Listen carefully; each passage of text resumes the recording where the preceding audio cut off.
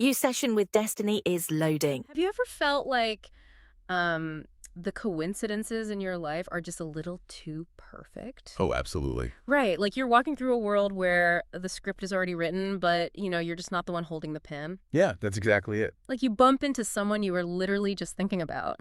Or a really highly specific phrase you read in a book suddenly appears on a billboard on your drive to work the very next day. Mm-hmm. And it always feels so jarring. It really does. And most of us, we just shake it off, right? We call it déjà vu, or I don't know, we blame the algorithm. Right. But in those quiet moments, it makes you stop and wonder who or honestly what is really running the show. It is a profound, almost universal feeling, honestly. That sudden creeping suspicion that reality is perhaps more of a set design than a naturally occurring phenomenon. Yes, set design exactly. It's that chill down your spine when the ambient noise of your life suddenly feels directed at you. And today, we are taking you on a journey to explore that exact feeling in this deep dive. Because we have a massive stack of sources in front of us, and they all belong to the interconnected literary universe of Vanessa Klinger. Which is just a vast, fascinating collection. It really is. I mean, we're looking at nonfiction memoirs, philosophical guides, these incredibly detailed infographics, and just grand, sprawling science fiction.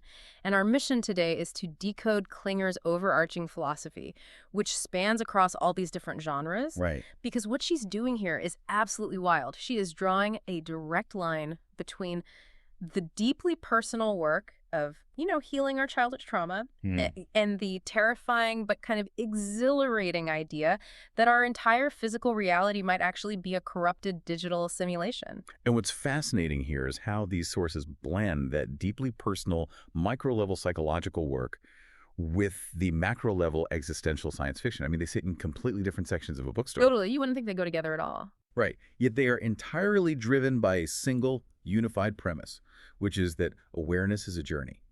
And no matter where you are in your life, whether you are trying to heal a broken heart or trying to understand the cosmos, every single level of your existence benefits from seeking more of that awareness. Yeah, I love that. And I think if we are going to understand how Klinger looks at reality as a giant corrupted computer program, it feels like we first need to understand how we as individuals are programmed. Precisely. You have to start at the individual level. Right, because if the physical world is the hardware, our minds are the software. And looking at the nonfiction manuscript, Sessions with Destiny, our personal software is apparently full of glitches from day one. It really is. The manuscript makes a compelling case that we are born as blank operating systems, just ready to download whatever environment we are placed into. Okay. It follows a subject referred to as Client V, and it breaks down how a mother's unhealed wounds literally become a child's early code. It reframes generational trauma entirely. It's not just, bad parenting or a lack of love. It's the nonverbal transfer of a corrupted operating system. That is such a wild way to think about it. A child downloads this code before they even have language to understand it. They absorb the baseline stress, the chronic fear, and the survival mechanisms of their primary caregivers. Okay, let's unpack this because it's like our childhood installs a beta operating system that is just riddled with bugs. Exactly. And then we grow up and we think these glitches are our personality, right? We tell ourselves, "Oh, I'm just a perfectionist," or, "I'm just fiercely independent," or "I'm the designated caretaker of my friend group." Yeah. But Klinger is arguing those aren't personality traits at all. They're just outdated defense software. The text is uncompromising on that point. Hmm. Hyperindependence, perfectionism, emotional caretaking. Yeah. These are trauma responses masquerading as identity. The manuscript calls this... Okay, I have to push back on that a little bit because that honestly sounds terrifying. How so?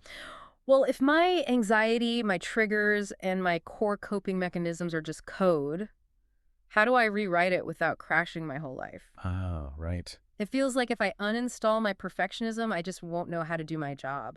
If I uninstall my hyperindependence, I'm just going to fall apart. That fear of a total system crash is incredibly common.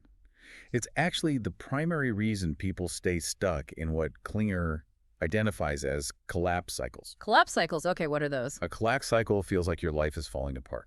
A major relationship ending, a sudden job loss, or a period of deep burnout. But the text frames these events not as punishments or random bad luck. Okay. They are aggressive course corrections by your own internal system. You outgrew the environment, your old code couldn't handle the new data, and the timeline is just forcing a correction. Your session begins this fall.